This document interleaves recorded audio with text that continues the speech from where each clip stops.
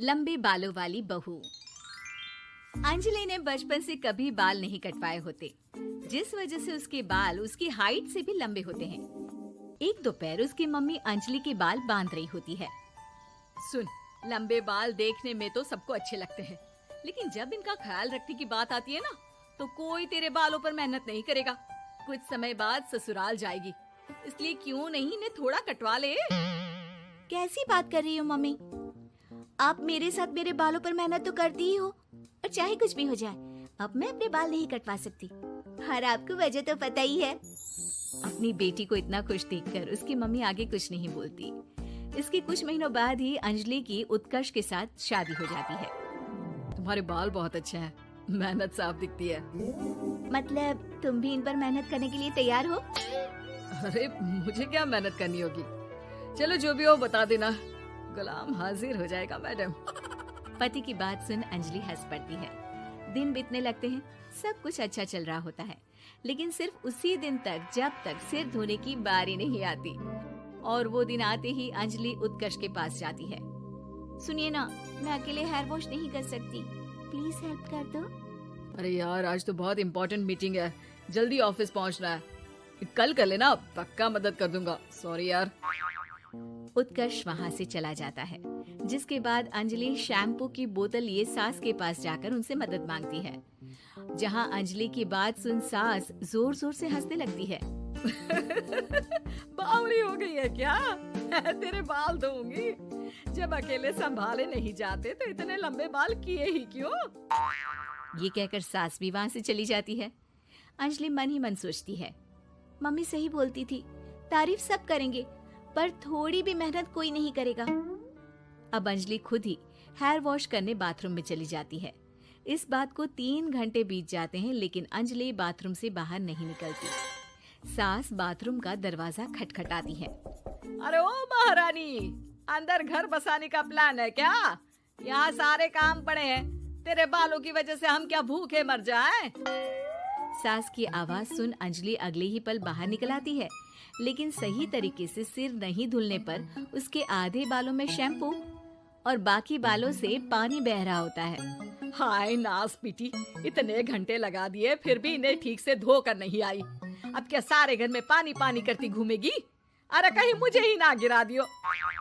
आज तक कभी अपने आप हेयर वॉश नहीं किया, हमेशा मम्मी हेल्प कर देती थी, इसलिए टाइम लग गया। अंजलि और उसके बालों से टपक रहे पानी का हाल देख सास अपनी ही जान बचाने के लिए बहू को दोबारा बाथरूम में ले जाकर उसका अच्छी तरह हेयर वॉश कर बालों का पानी निकाल देती है। अब जल्दी काम पर लग जा, और मुझे दोबारा इस घर में तेरी जुल्फों का टंटा नहीं चाहिए। सास की बात मानकर अंजलि चुपचाप काम पर लग जाती है।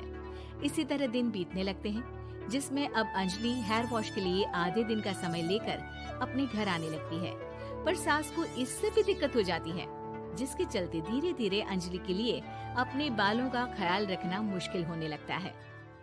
न तेल लग रहा है, न समय से हेयर वॉश हो रहा है, और बालों में कंघा घुमाए तो हफ्ते बीत जाते हैं।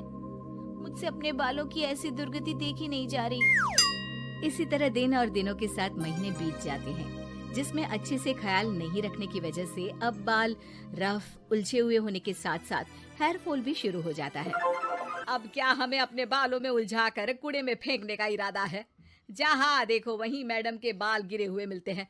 अरे कटवा क्यों नहीं देती इन नासपीटों को? तभी उत्कर्ष वहाँ आ जाता है। अरे कैसी बात कर रही हो माँ, आपके बोले बिना वो सब कुछ कर देती है, और बदले में जब सिर्फ अपने बालों के लिए जरा सी मदद चाहती है तो आप उसे ऐसी बातें सुनाती हो। उत्कर्ष अंजलि को लेकर घर से बाहर निकल जाता है, और वो दोनों अंजलि के घर पहुँच जाते हैं। मुझे माफ करना, मैंने वादा किया था लेकिन पूरा नहीं कर पाया। अब तुम जैसा कहोगी मैं वैसा ही करूँगा।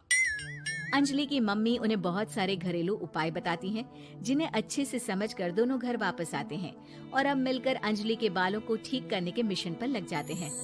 अरे पत्नी की सेवा में तो ऐसे लगा है जैसे इसके बालों में से खजाना निकल आएगा। इसी तरह कुछ महीने बीत जाते हैं, और धीरे धीरे अंजलि के बाल पहले जैसे हो जाते हैं। आधा सफर तो कंप्लीट हुआ, अब आधा बचा है। हाँ, कौन सा आधा? मैं समझी नहीं। मम्मी। अब अपनी मम्मी को बहू की कीमत समझाने के लिए पहले उत्कर्ष उनकी सब सहेलियों को घर बुला लेता है। और फिर अंजलि को उनके सामने लेकर जाता है, जिसे देख वहाँ बैठी सास की सभी सहेलियों का मुंह खुला का खुला रह जाता है। अरे वाह, तेरी बहू के बाल कितने सुंदर हैं। आज से पहले हमने कभी इन पर ध्यान कैसे नहीं दिया। और वैसे इतने लंबे बाल संभालना सबके बस की बात नहीं, लेकिन तुम्हारी बहू को देखकर लगता है कि ये इसमें प्रो है। वैसे बहू, लंबे बाल देवी के भी होते हैं और चुड़ैल के भी, इसलिए अपने अंतर्मन में कभी कुछ बुरा मत आने देना और इस घर के लिए लक्ष्मी का रूप बनना। अरे किस बात की, घर की आधी लक्ष्मी तो ये इन्हीं जुल्फों पर खर्चा कर देती है। सास की इस बात पर अंजलि तुरंत पैसे ले जाकर सास के हाथ में रख देती है। अब मुझे सबके सामने नीचा दिखाने के लिए पैसे दे रही है क्या? नहीं मम्मी जी, पैसे आपको इसलिए दिए हैं क्योंकि ये उन्हीं बालों की कमाई है जिन्हें आप रात दिन कोसती रहती हैं। अगर आप वो सब नहीं करती तो मेरे बाल खराब नहीं होते और ना ही मैं ये पैसे कमा पाती। है? क्या मतलब है? कहना क्या चाहती हो? मैं शादी के पहले से ही एक हेयर केयर यूट्यूब चलाती हूँ, जहाँ शादी के बाद और बालों के हाल की वजह से मैं इनएक्टिव हो गई थी।